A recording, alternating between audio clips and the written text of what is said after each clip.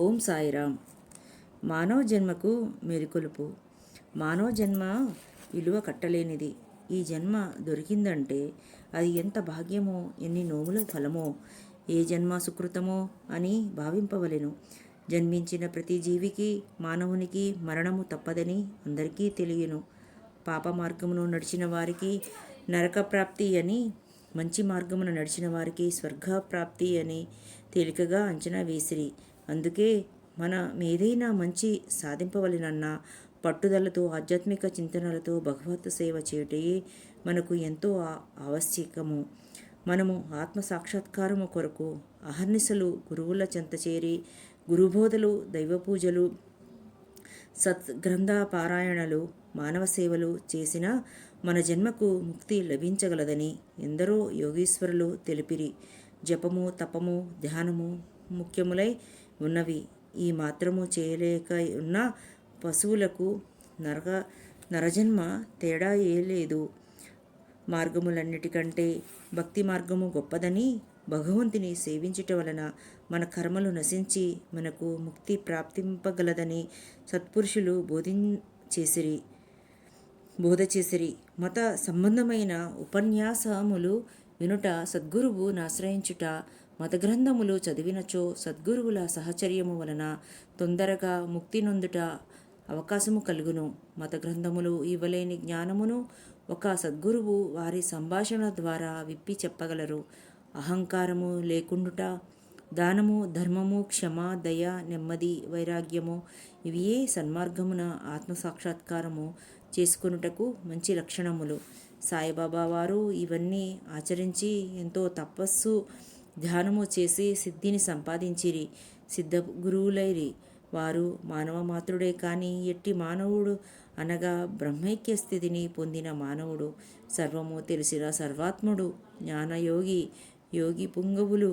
అట్టి మహాత్ముని చింతచేరి కొంతలో కొంతైన జ్ఞానము సాధించి మన జన్మలను ఆయన సేవలలో చరితార్థము చేసుకొనుట ఎంతో ముదావహము. ఆయన మార్గమే మనకు స్వర్గమునకు దారి. ఆయన బోధలే చీకటి నుండి వెలుతురులోకి దారి.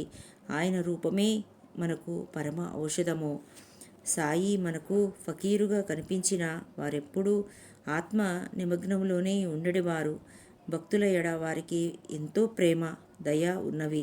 బాబాకు దైవభక్తి గల వారన్నా, మంచి మార్గమున నడిచేవారన్నా మిక్కిలి ఇష్టము.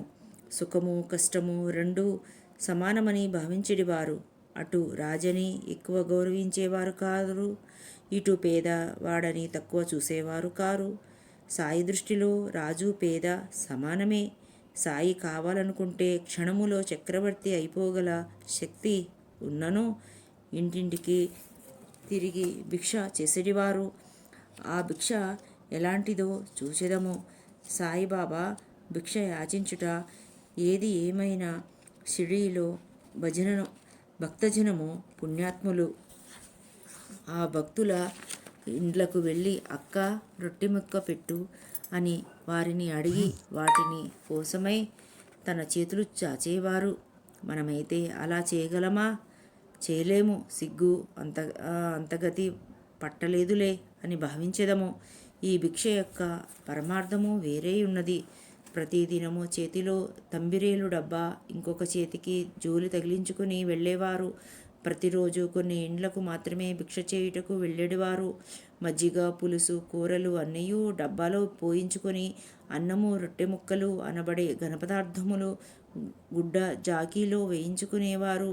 సాయి పంచభూతములకు అధిపతి. నీటికి, గాలికి రంగు, రుచి, వాసన ఎలా లేదో అలాగే బాబాకు రుచి అనుమాట, వాసన అను పదమే లేదు. తెచ్చిన పదార్థములన్నీ కలిపివేసేవారు. బాబా రోజు మధ్యాహ్నం 12 గంటల వరకు భిక్ష చేసి మసీదుకు తిరిగి వచ్చేవారు. ఆ దొరికిన భిక్షను అంతా ఒక మట్టి దాకలో కలిపివేసి ఉంచిడివారు.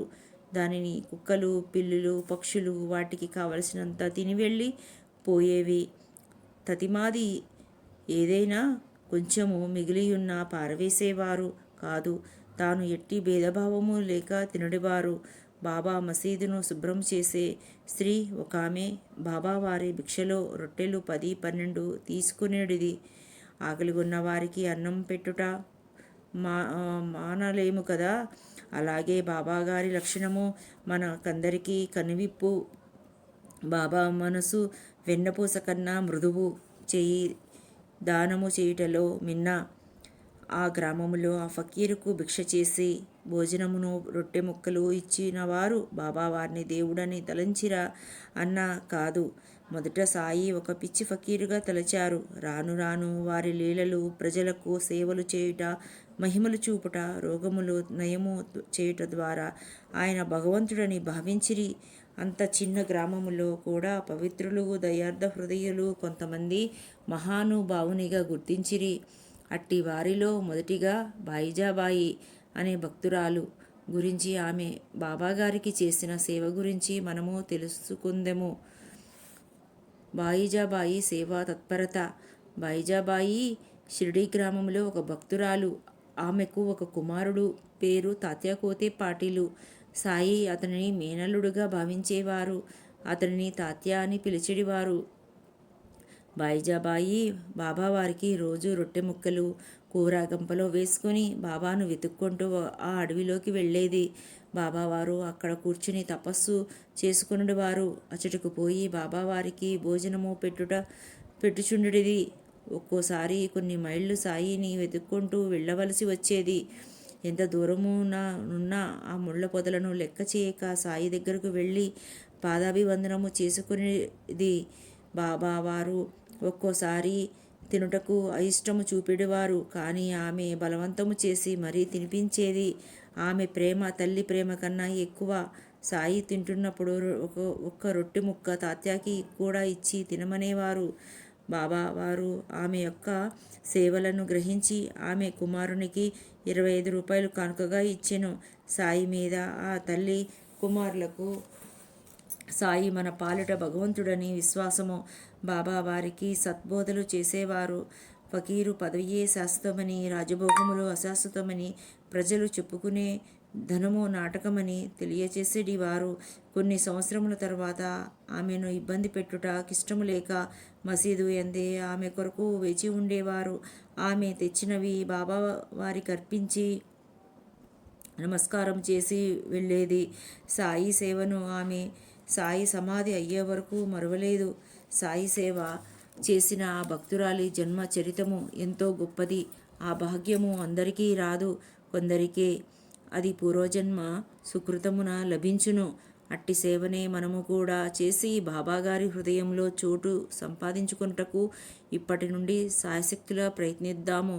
ఓం శ్రీ సాయిరామ్. రహతా భక్తుడు కుశాల్ చంద్. సాయి ప్రేమించు వారిలో ముఖ్యులు షిర్డీలోని గణపతి కోతి పాటిలు ఒకరు. వారితో సమానముగానే ప్రేమించు భక్తుడు రహతా నివాసియకు చంద్రభాన్ సేట్. ఈ సేట్ చనిపోయిన తరువాత అతని అన్న కుమారుడకు కుశాల్ చంద్ను కూడా మిక్కిలి ప్రేమతో చూచెడివారు. ప్రతి పగలు అతని యోగక్షేమములను బాబావారు చూచేవారు.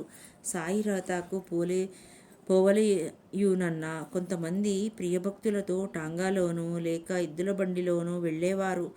అక్కడి భక్తులు బాజా భజంత్రీలతో గ్రామ సరిహద్దుల వద్ద బాబాగారిని కలిసి సాష్టాంగ నమస్కారముతో గొప్ప ఊరేగింపుతో బాబావారిని ఊరిలోనికి తీసుకువెళ్ళేవారు. కుశాల్ చంద్ బాబాగారికి తన ఇంటికి ఆహ్వానించి ఒక ఆసనమున కూర్చుండబెట్టి భోజన ఫలహారములు పెట్టేవారు. కొంతసేపు వారిరువురు మంచి కబుర్లు ఆనందముతో ముచ్చటించిన తదుపరి బాబా వారిని ఆశీర్వదించి షిర్డీ చేరుకునేవారు. షిర్డీ గ్రామం రహతాకు దక్షిణముగా, నియంగాముకు ఉత్తరమున ఈ రెండిటికి మధ్యనున్నది. సాయిబాబా వారు షిర్డీలో ఉన్నంతకాలము ఈ 2 గ్రామములు తప్ప విడిచి ఎక్కడికి వెళ్ళలేదు. రైళ్లు ఉన్నవని తెలుసు, రైలు ఏ సమయమునకు వస్తుందో తెలుసు. కానీ ఆయన రైలు ఎక్కలేదు.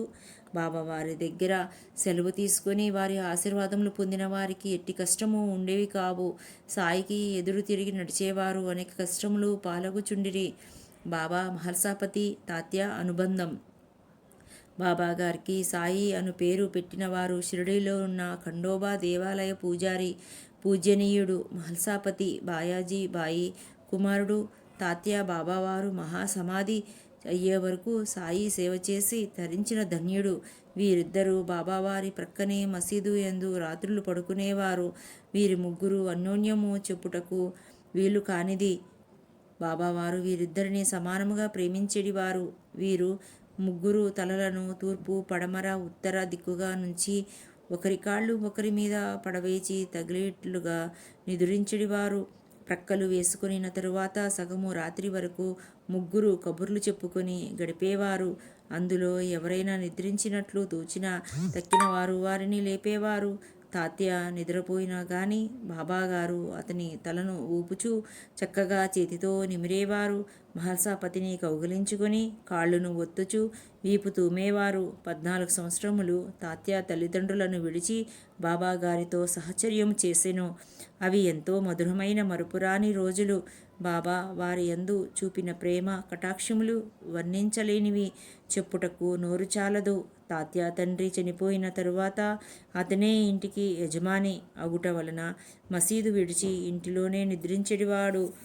ఇలా బాబాగారి సాన్నిధ్యం రావలయునన్న పూర్వజన్మ ఫలమై ఉండవలెనను ఆ మహాభాగ్యము మనకు కూడా కలుగునట్లుగా ఆ షిరిడీ సాయినాథుని స్మరించెదము.